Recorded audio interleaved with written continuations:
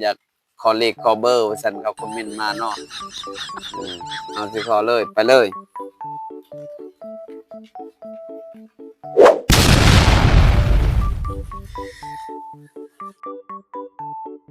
สบายดีอาจารย์โพดเลยได้เจ้านี่คู่มือวานนี้ก็โทรหาอาจารย์โดยขน้อยมาขอเลขนำอาจารย์นี่แหละเนาะเพราะว่าขน้อยนี่ทุกข์ยากปากหมองแล้วก็หมู่คู่หมู่เพื่อนนี่แหละให้มาขอมาเนาะอยากได้เลขอีกแล้วได้สิให้อยู่ดอกเผาสวนนี่แหละสวนก็หมดแล้วควายกินเจ้าขน้อยขอเลขขอเบอร์เพราะว่าขน้อยนี่มีหมู่ครูขอมาว่าซั่นว่าขอเลขแหน่เลขเด็ดๆได้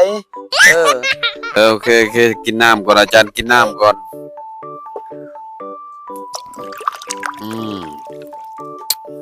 โอ้ยยังบ่สะดวกสบายนี่เอาเด้อตั้งใจฟังเด้ออาจารย์สิให้นี่เด้อบอกหมู่ครูหมู่เพื่อนผู้ที่มักเลขมักเบอร์ผู้ที่มักพนันมักโลภโสภาและพวกเจ้าเอาอาจารย์สิให้แนวใดก็ต้องให้เนาะเพราะว่ากระเทือนเจ้ามาเพื่อเจ้าลงทุนมา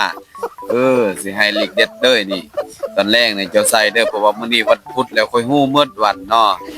เลขควายบักควายมึงก็ควายหมดใส่เด้อแต่มึงบ่ต้องใส่เด้อเป็นหยังอาจารย์คือบ่ให้เฮาใส่เนาะเฮาก็จักรวยคือกันได้นี่ยังเถียงกับอาจารย์บ่นี่บ่บ่ให้ใส่คันเจ้าใส่หันมันบ่ถูกโลดเด้อข้อยบอกให้เด้อเพราะว่าข้อยให้เด็ดๆนี่ผู้ไปขอบ่ต้องใส่เด้อเจ้าขอแล้วก็ขออีกเด้อสิขอนี่เด้อ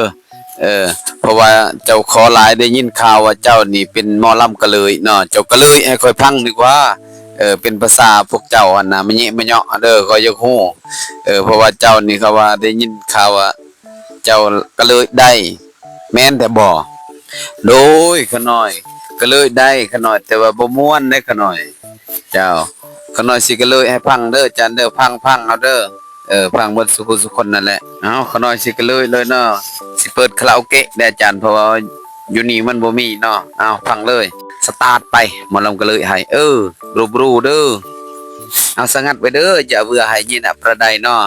คุยก็เลยอันสงัดเพราะว่าเทวดาให้งัดเสียงก็เลยให้บรูเด้อ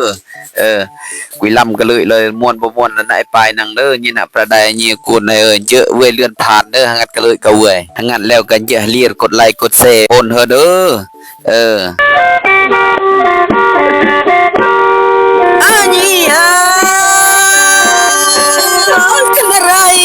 ไปlo ipuknya jalanggai koi lo iboyo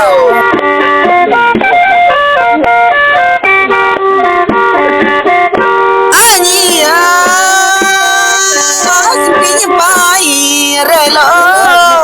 teprai jauh jale koi bo lạ lo giao rồi mượn lo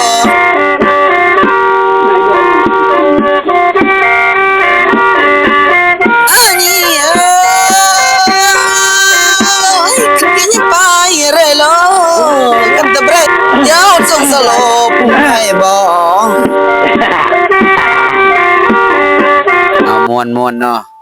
ถึงสิบ่ฮู้ภาษาแต่ค่อยก็ม่วนคือกันได้นี่ได้ม่วนคือกันเด้อ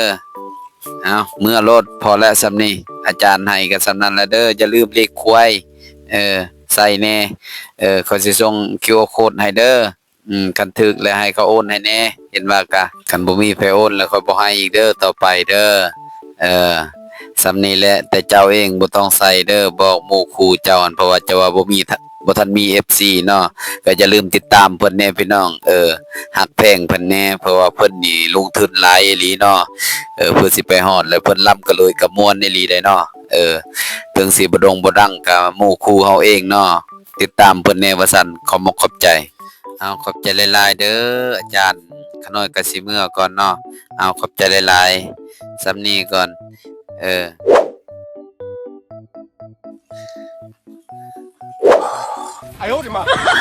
โอ้ยไกลเติบพี่น้องเอ้ยไกลเติบอาจารย์